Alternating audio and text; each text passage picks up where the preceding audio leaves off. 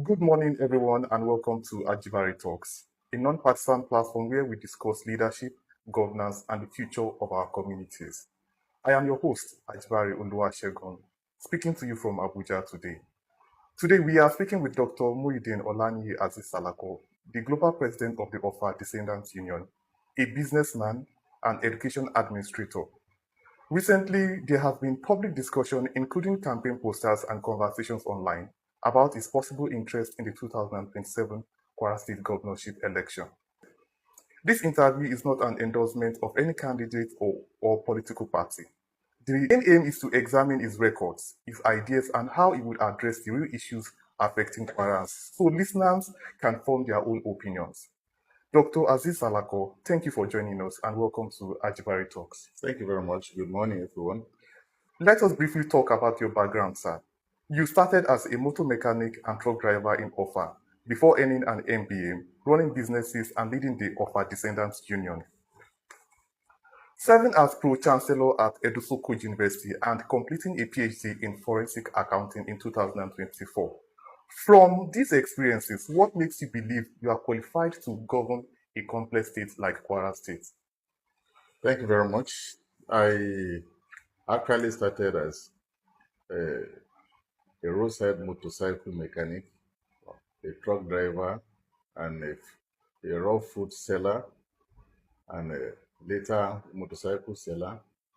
And before I venture into contract business, that made me arrive at where I am today.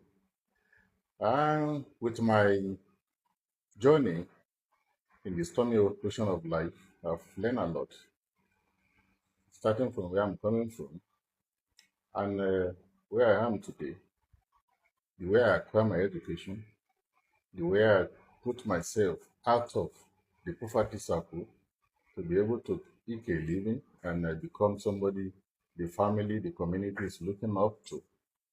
So I think with all those experiences in business life, in academic life, and in other aspects of human endeavor, I have what it takes to rule Kwara State and to deliver services to the people and solve the problems, especially some of the current problems we are having in the state now, and move the state to the next level. There are already talks of Salako 2027. Why do you want to become a governor instead of continuing your work in community leadership, philanthropy, and education? What challenges in Kwara State pushed you into politics now?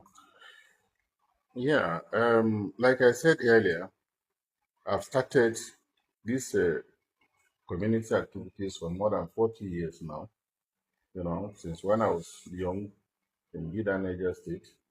And that propelled me to occupy the position I am now, the global president of a descendant union. But the moment I got to that office, I was opportune to discover some things that are not right in the corridor of power.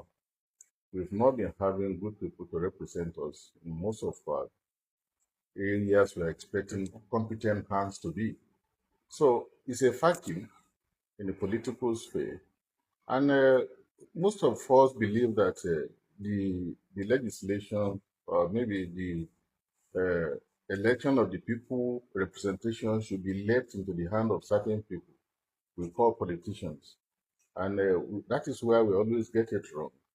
I think it is high time that you and I, we have to dust our certificates to enjoy the race so that we can have the competent hands to be representing us in most of these positions. Because you have a situation where some people, maybe either by stealing, either by whatever means to get money from somewhere, come back home, dish this money out to people, to get elected into position.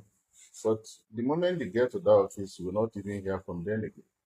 They will not come back to even discuss the promises they are making to you before they get to that office. Former Greek philosopher Plato says that the punishment that the wise suffer who refuse to participate is to live under the government of the worst men. So if we continue to recycle the same type of people and they are not giving us what we want, so definitely some of us has to come up and say, okay, we have to come into the midst of the political scene and make sure we do it right. So that's what propelled me to come out. So, are you technically saying that we do not have the right people representing us in Kwara State as at this time? Most of the elective positions, they've not been getting it right. Most of elective positions. There are some that are quite outstanding and they are trying their best. But most of the positions that are being Positions, occupied today, yes, we are most not being they are represented by not being them. represented properly. Because I'm a community leader and I can assess them properly. Wow, wow. Thank you for your response, sir. So